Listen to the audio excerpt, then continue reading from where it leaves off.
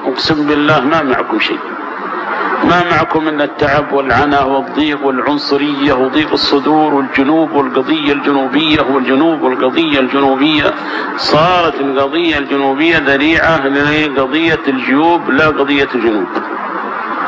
هذا الواقع، هذه قضية جيوب لا قضية جنوب.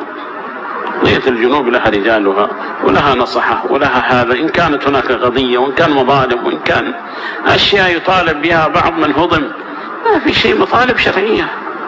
إن كانوا يطالبون بمطالب شرعية وأنهم هضموا وأنهم يطالبوا بشيء من الحقوق فلها أبواب تطرق ويدخل منها من أراد أن يلج.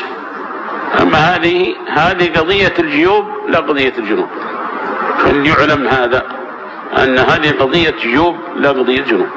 هذا الواقع، يتمصلحون من ورائها ولا هم حولنا ولا شيء.